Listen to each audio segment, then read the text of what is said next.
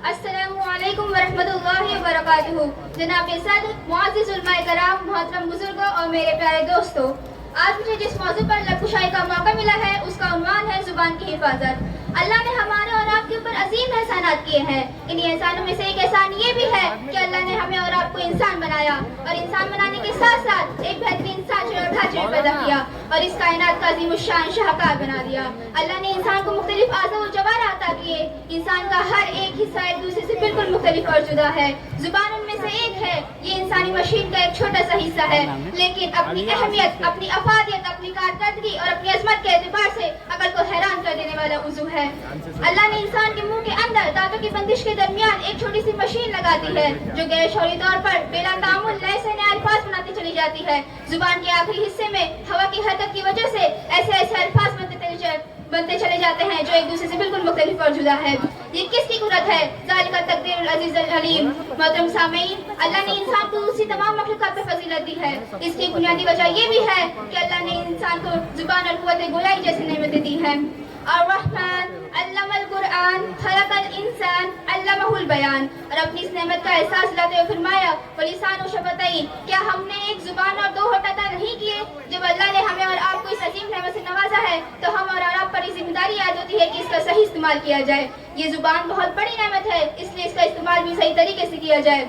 और साथ ही ये बात ज़हन में रहनी चाहिए कि हमारी जुबान से निकलने वाला हर एक लफ्ज़, हर एक हर्फ और हर एक जुमला रिकॉर्ड हो रहा है। अल्लाह का फरिश्ता महफूज कर रहा है।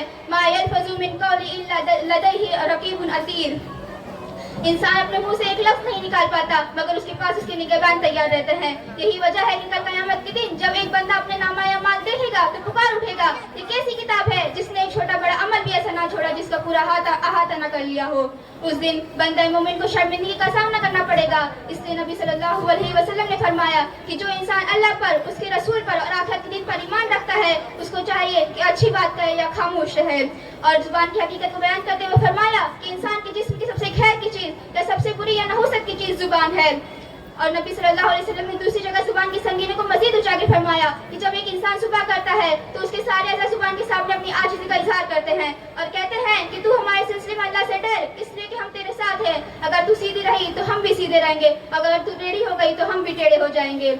हाज़रीन, जुबान से एक लफ्ज़ भी निकालने से पहले नबी सल्लल्लाहु अलैहि वसल्लम का फरमान ध्यान में रहे कि जुबान इंसान की अक्सर गलतियों का ताल्लुक जुबान से है। लिहाजा हमें चाहिए कि हम अपनी जुबान की हिफाजत करें। पहले सोचे, फिर तोले, फिर बोले।